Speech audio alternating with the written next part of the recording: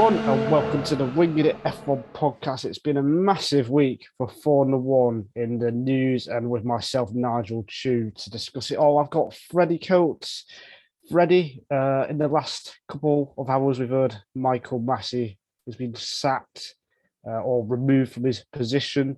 What is your initial reaction to that?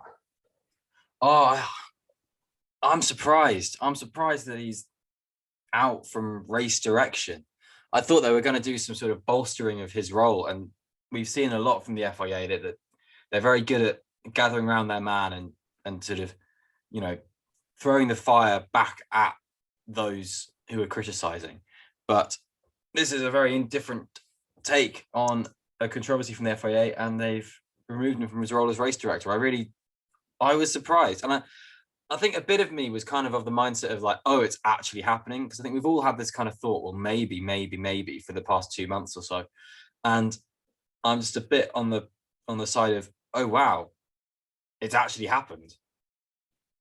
Yeah, I think that's how I kind of feel. I thought it wouldn't happen. I thought they would kind of not hide it, but just, I guess, protect Massey more and give him more support, perhaps, which they've done, but not for Massey. They've done it with the new replacements who are Eduardo Freitas and DTM race director Niels Vitek.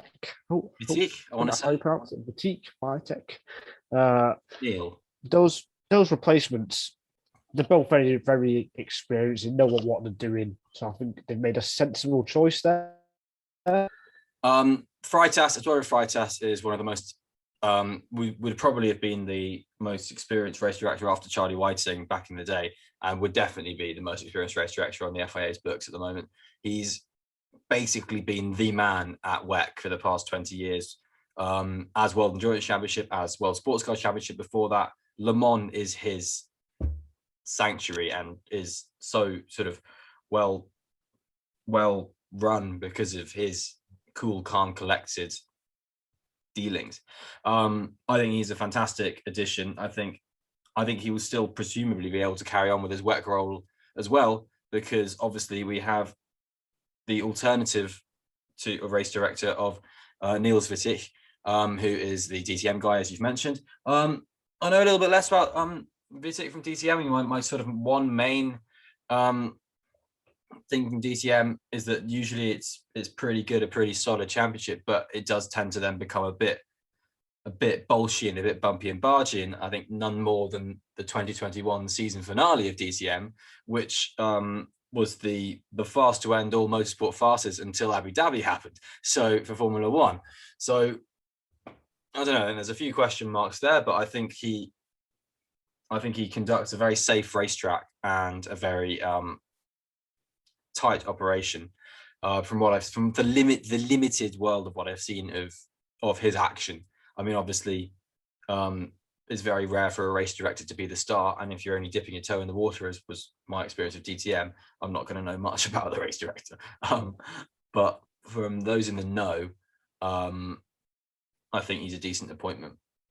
I think my one problem is having two race directors across the season. Will there be some kind of inconsistency, which we've already seen in F1, but will there now be that, I guess, natural inconsistency, that indirect thing that might happen? That is my only problem with it, because there's no other motorsport championship that I know of that has more than one race director.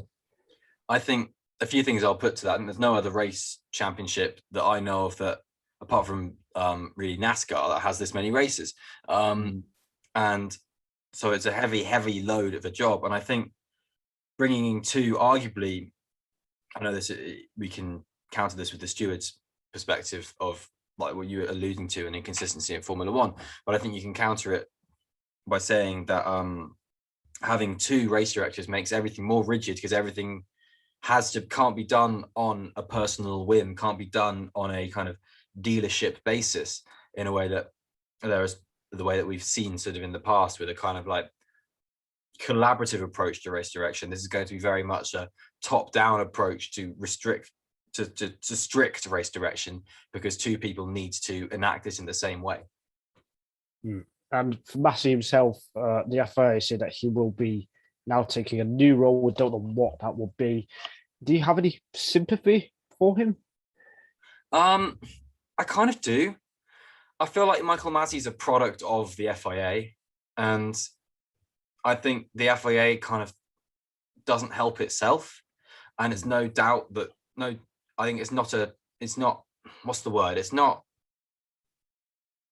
chance. It's not luck that a figure sort of with the kind of inconsistency, but kind of like a aforementioned collaborative approach as Masi kind of was developed through the FIA system, because I think everyone's been very critical of the FIA, rightly so, over majority of Masi's tenure, majority of Whiting's tenure as race director, and so on, because the FIA deserves criticism because as an organization, it's fundamentally a political and flawed organization. It's not it views itself as a governing body, which it is in name, but on top of that, it's chaos. So no wonder there's going to be a kind of I'm trying to think of the correct adjectives here, but a kind of a incomplete sort of attitude to race direction. And so I do feel a bit of sympathy for Masi, and he is the guy who's been set off to new pastures, who's the face of this debacle. But to be fair to him, he was the guy who on the F1 on the ground for Formula One, the buck stopped at him and he made the decisions. So I think I feel sympathy for the position he's ended up in, but I don't feel sympathy with regard to some of his decisions across sort of Abu Dhabi and across the sort of 2020, 2021 and 2019 motorsport seasons as a whole, where he presided. There were too many mistakes, big mistakes as well for me. I mean, you think of 2020 Imola, the Marshall's out on track in the safety car, and then I think qualifying that same season in Turkey when the cars were sent out early on, might have been practice. It was practice or qualifying. Qualifying too. No, Q2, where Freddie knows. And then we got Baku, obviously last year with a safety car, late safety car, Belgium farcical as well. And then Abu Dhabi to top it off. There were just too many incidents, and all of which were probably mostly his fault, I'd say. So I think naturally, once you make too many of those mistakes, just like a racing driver, if you make too many mistakes, you lose your job or you lose the position you're in. And he's not gone completely. I think the FIA are doing a very good thing to keep him within the organisation, so he'll still have some kind of so it's tough, and he'll have found the last few months very difficult as well. I mean, that's where I sympathise a bit, because the last few months it must have been through absolute hell, because the backlash has been absolutely huge. So it's difficult, but ultimately it's the right thing to do. And I think that's how many people. It would have been hard to defend keeping Masi. I think that's where I'm at.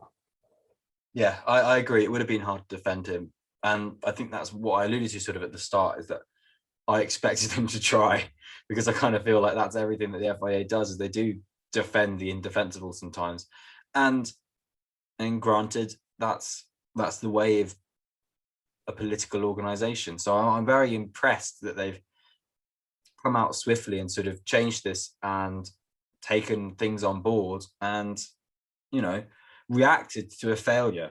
And I mean, they've not outwardly criticized themselves, but they've outwardly said there needs to be reform.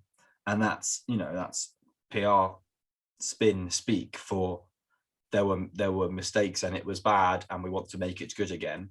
So I think, hats off to them for doing that. And to Ben Sulayem as FIA president, he got thrust into the fire a bit on sort of his first day. He was elected about a week after Abu Dhabi, and then everyone went off for Christmas. And eventually, when everything kind of came back, which is fair enough, in sort of second week of January, they've in about 4.5 weeks, working weeks, they've enacted this plan. So yeah, I mean, some of the decisions he's already had to make in his first 2 months in that position, there's some of the biggest we've ever seen in F1. So I mean, the race director's never been removed, because I mean, there's only been single figure race directors, I'm guessing 6 or 7, because Charlie Whiting was in that role for 30, 40 years, I want to say. So yeah, Yeah, the history of race directors is a whole different kettle of fish because it used to be sort of clerks of the course and local people. And I think it's sort of only in 96, 97 where Charlie Whiting became a sort of in-house race director. But he was there for 22 years then on top of that, and really was there in the team prior to that. And Freitas is someone who sort of came through that kind of crop earlier around then as well with WEC and sports cars. So he seems to be a logical person to come into the role. I think bringing it back to sort of the sympathy for Masi, this is kind of the role that was sort of born for him. He's the guy who's been brought up through the system for this role. And it's just a shame that it's sort of, I don't know, fallen around him and crumbled. But oh well. Yeah. Well, one of the support initiatives the FIA have come up with for the new race directors is a virtual race control room. It's going to be a bit like VAR in football, and we all know how well that's gone, especially in the Premier League. It will be positioned in one of the FIA offices as a backup outside of the circuit. They're obviously going to use some kind of modern technology as well. So we don't know too much about how it's going to work. We're probably only going to find out when they have to use it. But again, it sounds like something that's a step in the right direction, I feel. Yeah, I think it is. It's the closest we will get to permanent stewards, I think, in the near future for Formula One. It doesn't take anything away from the original steward's decision at a racetrack if a 5-second penalty is implemented by the 3 or 4 stewards you have in the office at, I don't know, Barcelona, for instance, then that 5-second penalty will be applied. But there is not, my impression is that there'll be an opportunity for review through that system and so on. Maybe it means that penalties take a bit longer to come through, or maybe it means that penalties can be altered and so on, but I don't know. It does provide, if there's not sort of any sort of clarification on lots of things, it does provide a lot of necessity for potentially a mess with 2 stewarding situations. I don't know how closely they're going to work together. I don't know whether it's going to be, whether third match official, TMO, is more of, which you have in rugby, international rugby, is going to be more of a better comparison than VAR, because maybe it will be then kind of a recommendation of a stewarding decision to the stewards rather than a opportunity to review like you have with VAR and football. But obviously VAR and football is just a big name to something that was in rugby and cricket for years. So I think really it's going to be more like that kind of thing, where it's kind of a recommendation of a decision or a review of a decision. But at the end of the day, it doesn't take away from the stewards on the ground in the named region. It's one of those things where I'd say with stewards, where if we don't hear about them too much, then they're doing a good job. So, we've heard about it now. I'm kind of hoping that we kind of forget that this initiative is in place, to be honest, and we don't really hear too much about it. But we'll see how it works. If they become the story very early on, then that means it's a failure. You're right. Yeah, that's there. And another thing is the radio communication that we all heard last year, especially with Mercedes and Red Bull. That is now gone, which was discussed after the end of last season. I think Toto Wolff talked about it as well in his media duties after Abu Dhabi. And that's something where I feel the audience, I liked hearing it, to be honest. I did like hearing it. So you did?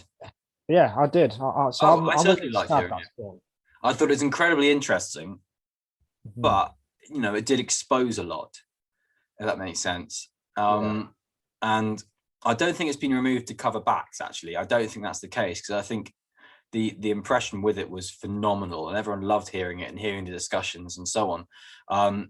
Obviously, it didn't show race direction in the best light, and it didn't show team principles in the best light and team management.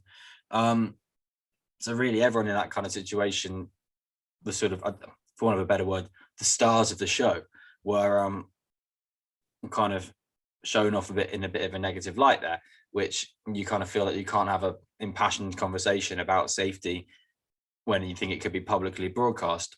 But you can, and they did. But I think really what why it's really not there anymore is because they've simply taken away the channel. I think really, if there was still an opportunity for team management to be speaking to the race director, it would still be there. I think they've taken it away from the broadcasts because it's not a thing anymore. Team management can't speak to the race director live. Yeah. So you'll still be able to ask questions for well-defined, non-intrusive processes. So I think things like safety can still be brought up, but we won't be hearing curbs and practice sessions, that kind of stuff. Yeah. So we won't be hearing any more of the what's it called? Persuasive games. Yeah, lobbying from especially from Red Bull and Mercedes, which we heard last year. So I think it's one of those things. All of them. There was I think Baku was an interesting one during the red flag period.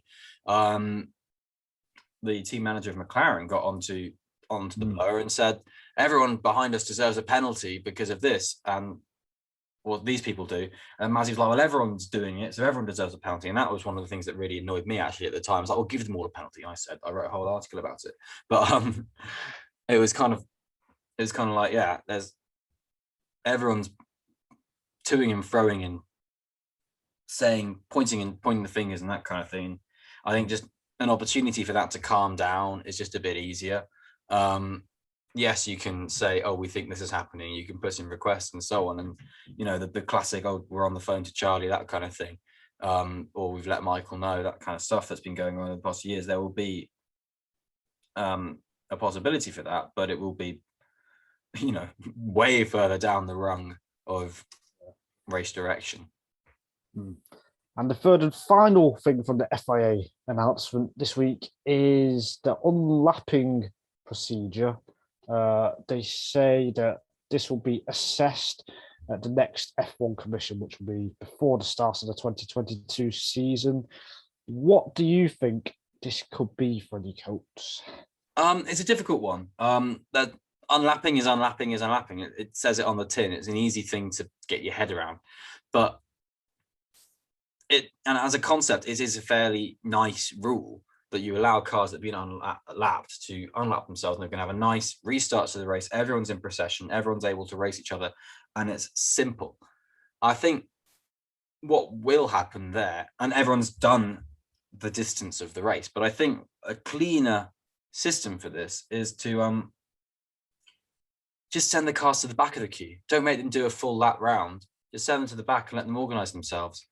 And I think that's been touted for years by certain people in the sport, in the cars, people around the sport, just saying, at the end of the day, they're still in that position. They're just back there. Yes, they maybe got a kilogram more of fuel, that kind of thing, which is there. But I don't know. I feel like that's a solution that's going to be heavily discussed over the next few weeks. And I think there'll be an overwhelming consensus among people that no one can agree on it. I don't like that. I don't like that. I feel about it. Yeah, you don't like it. I think because the problem with that is, if let's say 10th place has just been lapped by the leader and he's battling with 9th place hasn't been lapped, then someone in 10th place is nearly a lap behind 9th place, and that's not right for me.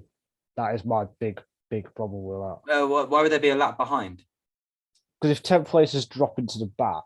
Oh no, they would lose. They would get put back onto the main lap. Oh, so they still do the wave around? Yeah, it's not a wave around, but it's a wave around, but just to the back of the queue. So it's essentially like, say it's a 50-lap race, they do a 49-lap race, but they're on the lap. 9th place will still be a lap ahead, basically. Because 9th place be a lap ahead in theory, but I mean, say before the safety car came out, it was 5 seconds difference. Then it would just be like exactly the same at the end of the safety car. Does that make sense? So it's just kind of like, say you've got 5 cars lapped, then those 5, and they're sort of say they're in between the 1st and 3rd place, say those 5 cars just pull to the side, 4th place to 14th place goes past them, and they just slot into the back again, and then they're on the lead lap. Yeah, but they won't be on the lead lap on the timing thing, will they? Well, the timing thing would be outdated. that doesn't matter, because if it's a new procedure, they're going to implement the procedure. They're not going to just use random systems, are they? Yeah. That's I think obviously there's questions to it based on they haven't actually done that part of the race, and if then a car, say, has lapped and then goes through and and then ends up in a decent position because of that, then you could say that. But it's kind of like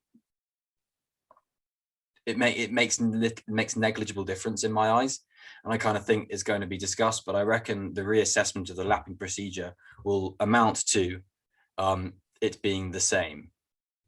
What I would do is I would just not have an unlapping procedure. I think safety car period should just be as short as possible, and you should just let them go no matter where they are. See, I don't like that, because like you say about your ninth place hasn't been lapped and your 10th place has, then the 10th place is that kind of thing. The ninth place then is definitely a lap ahead. And I think the suggestion, the idea that I put forward onto the table, it's not my idea, it's other people's idea. The idea I don't know, the idea that I've just spoken about on the Winging F1 podcast. Yeah. Like, it keeps the competition for 20 cars. Yeah. Doesn't cut it out. And I think the main thing with the unlapping stuff and the criticism over Abu Dhabi precisely is that it made the competition only about the guys at front. And I think they're going to do everything they can to make sure every car is included in unlapping procedures as a matter of sacred right, not a matter of just a rule that we could ignore if we want to. Yeah. So I think my idea, every car has to go, or no cars go, I think will be enshrined in the most codified constitution of law possible.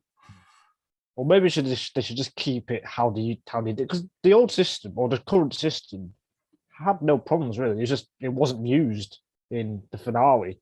It wasn't used in the finale. I think the issue is that some people can be feeling a bit kind of like you say, it goes on for a long time, but which is a difficult one, which is kind of like interesting. It depends how they just back up, really slow down the safety car, and that might be better. But who knows? We'll see what they put forward. But I think really what we're going to get is just going to get a few more lines of text that say all cars need to be used in the unlapping procedure. Maybe they'll make unlapping compulsory rather than making it at discretion. Just to make it enshrined. And I think, to be honest, that's fair enough by me. Yeah, I'd agree. We will see what they do, and we will discuss it then. Probably won't. It'll probably be nothing, unless it's something. Yeah, there probably won't be anything. Yeah, you probably. We'll see. We'll see if there's any major rule changes with the unlapping of cars. So that was all from the FIA announcement on Thursday, but there's been more big news this week regarding the sprint format. The original plan of 6 has been scrapped. That's been confirmed now because of budget cap and accident cost disagreements, let's call them, between the teams and the FIA. So there's going to be 3 sprints in Imola, the Red Bull Ring, and Interlagos yet again will have the sprint just like we had last year. And pole position will be, or the pole sitter will be the person who's fastest in qualifying, but it'll still be the same format as last year, where the winner of the sprint race starts on.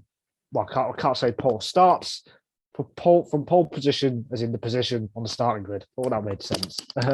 Didn't make sense, but yes, pole position is the fastest in qualifying, and the sprint sets the places for the Sunday race. There we go. And the top 8 is going to score points, so 8 points for the winner. Which, if you think about it, a 1/3 race, giving out 1/3 of the points for the winner at least, that's mathematically correct. Mathematically decent. The only difference in my eyes on that second is then 7 points, which is a bit okay. Which then, if you're talking about mathematically, would then be 6 points and so on. But I think this works nicely in my books. 8, 7, 6, 5, 4, 3, 2, 1. Then from 9th place down at 0.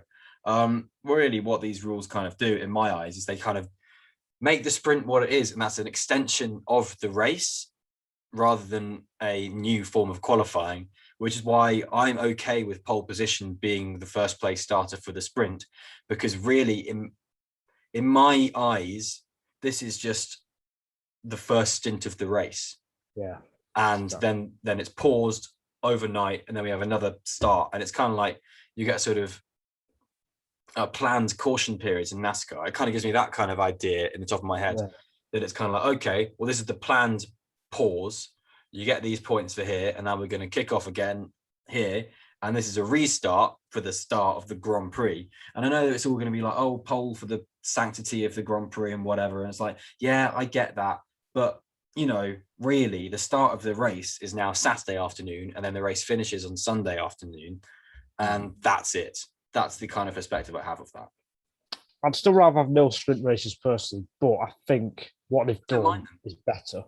You don't mind them? Yeah. Well, I mean, they finish with 6 then.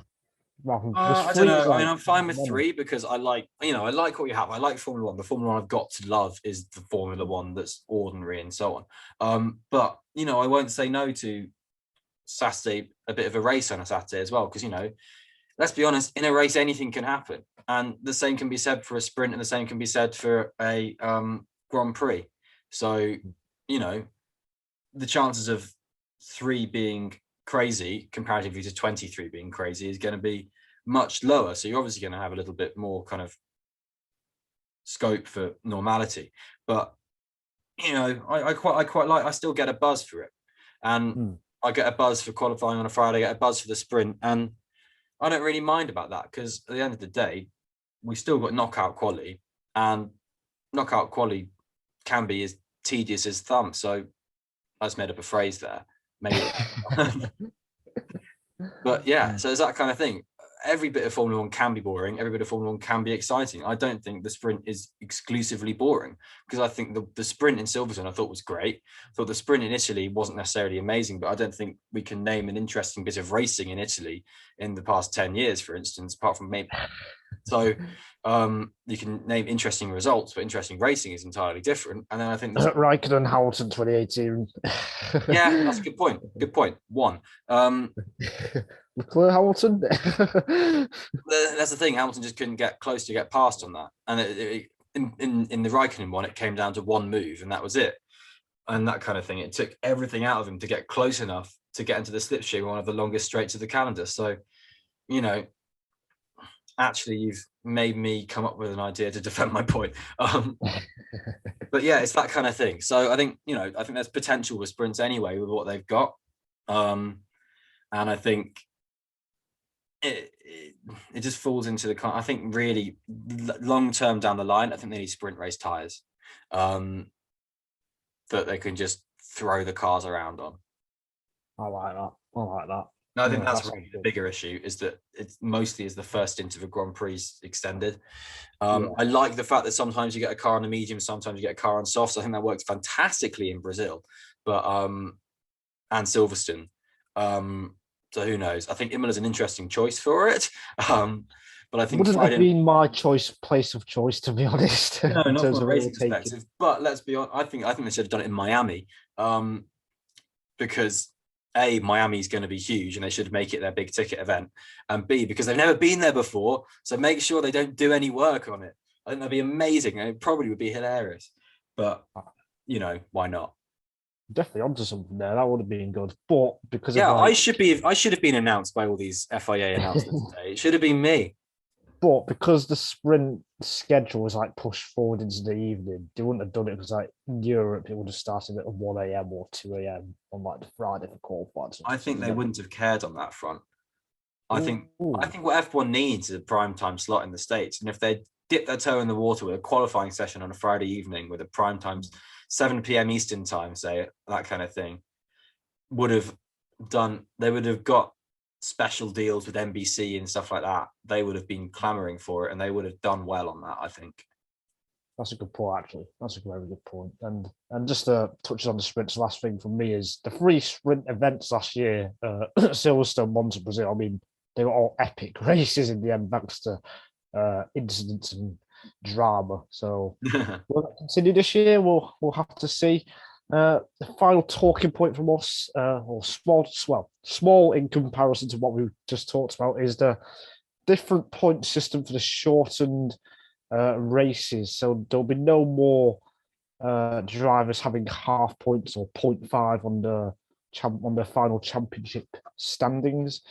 That's because now you have to have done 2 green flag laps to get points, and then there's different point systems depending on if 25%, 50%, 75% of the race has been completed. But I mean, these are going to be rare instances anyway, so it's not the biggest thing in the world.